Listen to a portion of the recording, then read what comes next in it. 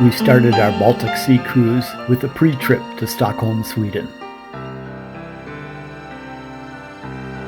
We quickly learned to watch for bicycles. They have the right of way in the bicycle lanes. We did go through Old Town all the way to the Royal Palace. The basement treasury stores the royal regalia. On the second floor are the royal rooms. As we were leaving, we saw the changing of the guard.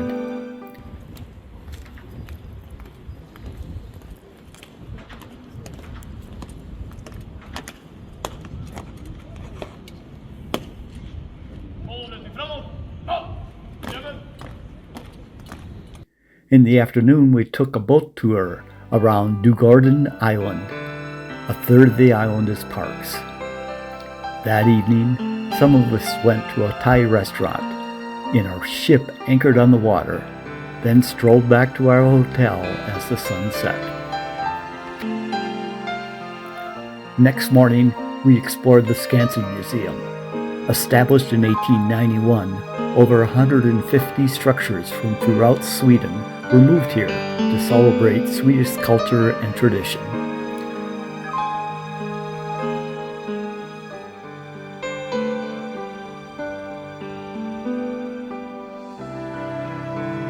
They also have a zoo of Nordic animals.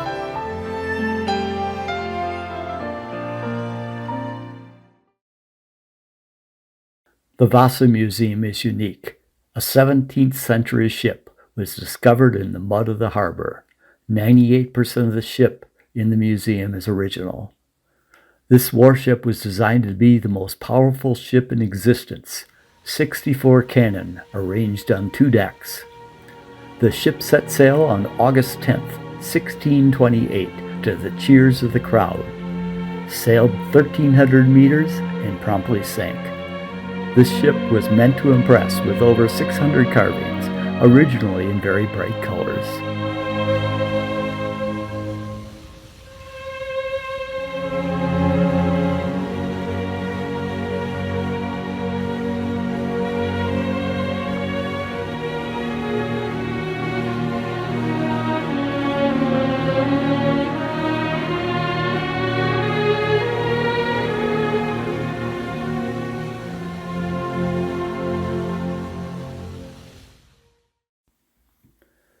The next day, Stephen, our program leader, led a tour of the blue line of the subway. Several stops have artwork based on different themes.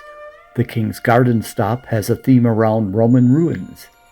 Our third stop had a children's theme. Here we also talked to a local woman who was dressed in pink, magically matching the theme. Our last stop had an environmental theme, men maintaining and destroying nature. In the afternoon, several of us joined Stephen on Djurgården Island to walk through the parkland along the shore. We saw sculptures, gardens, swans, and even a deer. Our guide, Julia, who's from Finland, joined us on Friday to explore Old Town in more depth. The Grand Square is the site of the bloodbath of 1520, when after a siege, the Danes beheaded 82 Swedish noblemen. Then on to City Hall. The Blue Hall is the site of the Nobel banquet each year to honor the prize winners. Up the stairs, dancing is held in the Golden Hall. The council chamber was unusual for 1917 since it has a gallery for citizens and another for the press. With our free time, we decided to explore the Stockholm Cathedral. It has been used as the coronation church for centuries.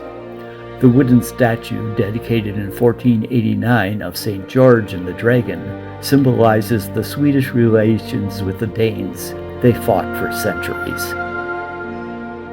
That afternoon, we boarded the Clio and sailed through the Stockholm archipelago.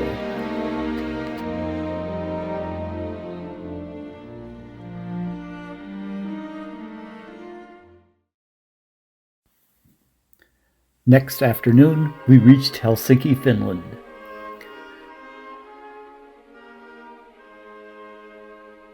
The Udi Library, built in 2018, provides not only books, but lots of other options like musical instruments, chess matches, or video games.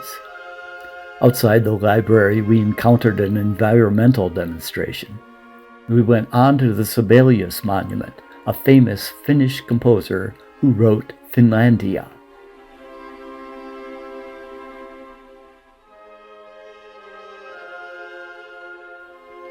We ended the day at Senate Square, where our ship is docked.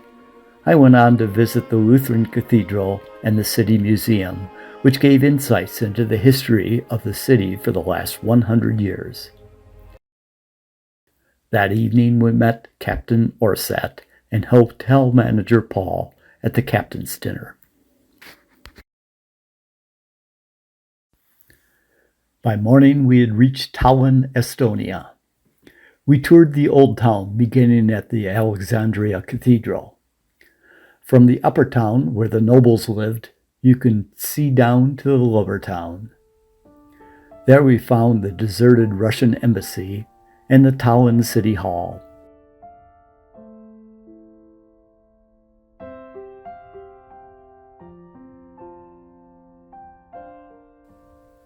In the afternoon, we explored the craft shops along St. Catherine's Passage.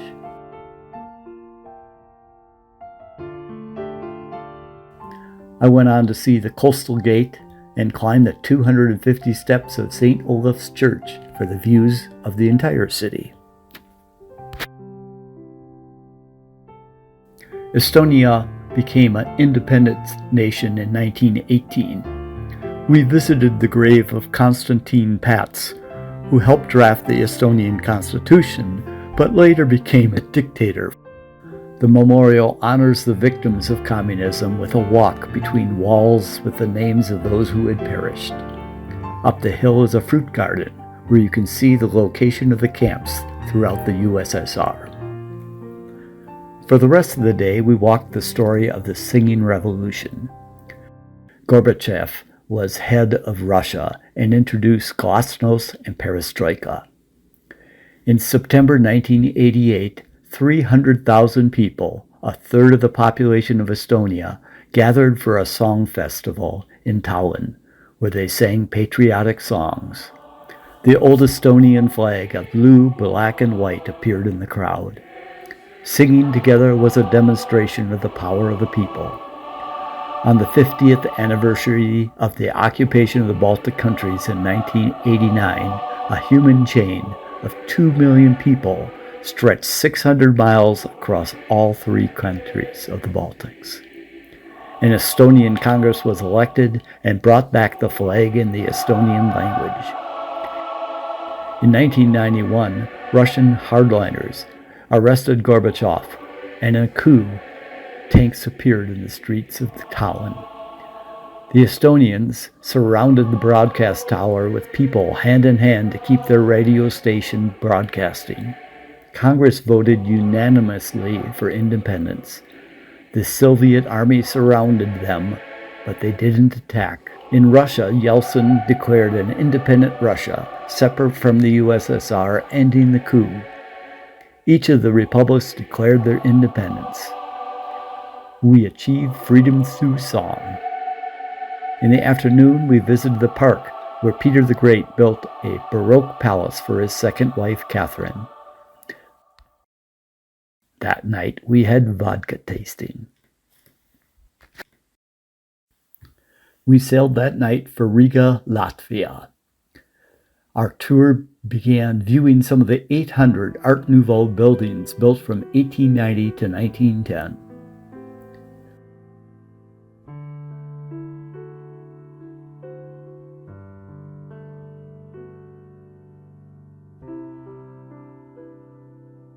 We also passed a Stalinist skyscraper, similar to those in Moscow. The 1935 Freedom Monument has 3 stars for the 3 regions of Latvia. We walked to the Dome Square with the Dome Cathedral and the Town Square with the Blackhead House. In the afternoon, we were entertained by the smallest folkloric show in the world, so claimed because they danced on a platform about the size of a piano bench.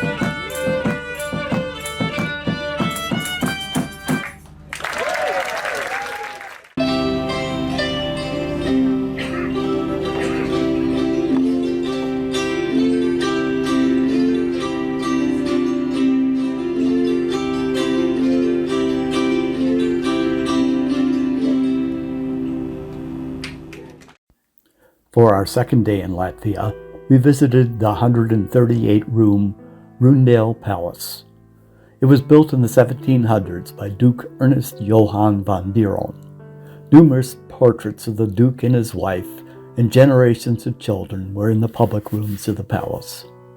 Others attended an organ concert in the Dome Cathedral. We sailed to Lithuania, where we visited the Curonian Spit.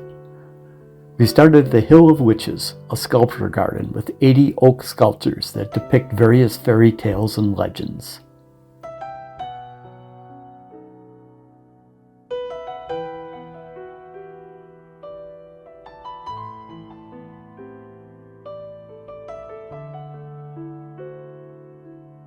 After lunch, we climbed a Venus Hill to see the border with Kaliningrad, an enclave of Russia, where we also saw a wedding party.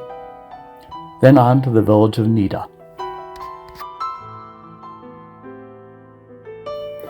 We sailed on to Gdansk, Poland. The symbol of the city is the medieval crane for unloading ships. During World War II, 6 million Poles died, mostly Jews, and 90% of the old town was destroyed. What looks like separate buildings along Long Street are long flats that are decorated to match their former look during the Hanseatic times. Near the Neptune Fountain is the Artist Court. St. Mary is a Gothic church built with bricks. Inside is an astronomical clock and the Last Judgment scene, both from the 15th century. The altar depicts the crowning of Mary. We had pierogies, a Polish dumpling, for lunch.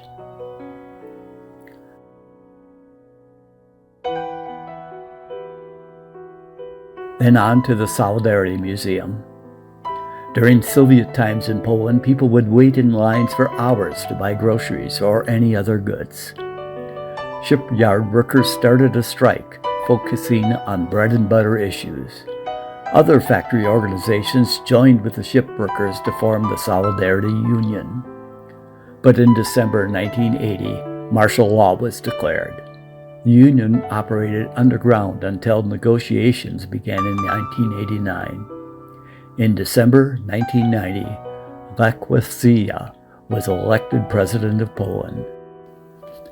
Our day ended with very rough seas. Only half of us made it to dinner. For those dining, a big wave caused the dishes in the kitchen to crash to the floor. While I got seasick, Mary was eating, but the wave tossed her from her seat. Most of us needed help to get to our cabins. We sailed to Bornholm, Denmark. We visited a former smokehouse. Here the women smoked the fish and then hung them to dry on racks. Our most interesting stop was the Hammershus Castle.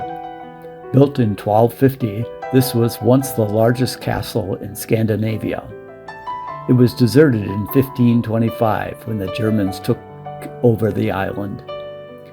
We explored St. Olaf's Church, a Nordic round church built in 1115.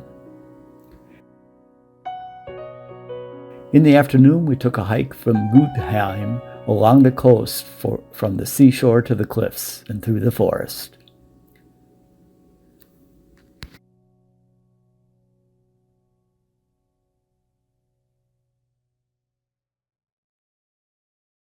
That evening, Krishna, our restaurant manager, emceed the cruise show.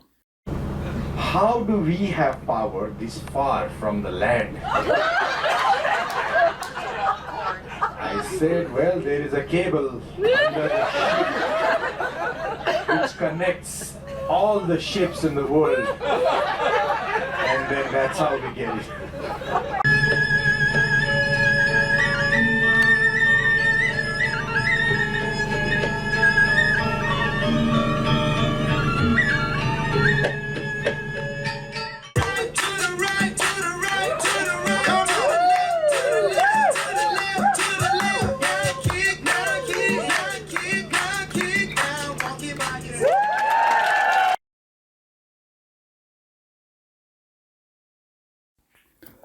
The next day, we went to an organic farm, organized as a CSA, Community Supported Agriculture.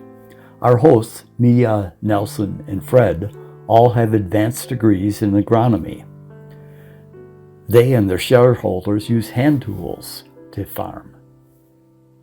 Currently, their 20-acre farm produces about 50 varieties of vegetables, including 7 types of tomatoes.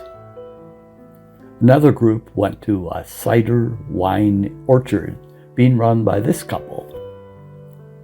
We spent the afternoon in the village of Gulium.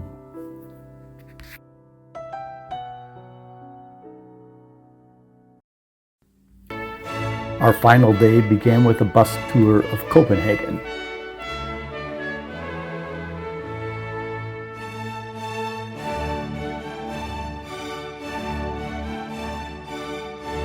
We were given free time in the town center by the Stork Fountain.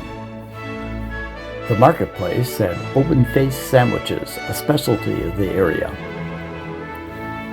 Many of our folks found interesting shops. I took in the 17th century King's New Square and the New Harbor.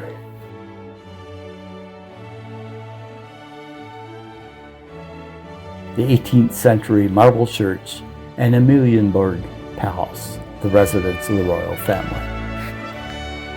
This was a great trip, 7 interesting countries, great lectures on local topics, unbelievable weather for September, friendly and helpful crew members. Our guide Julia was a great representative of Finland, the happiest country in the world, and we bonded with quite a few of our fellow travelers.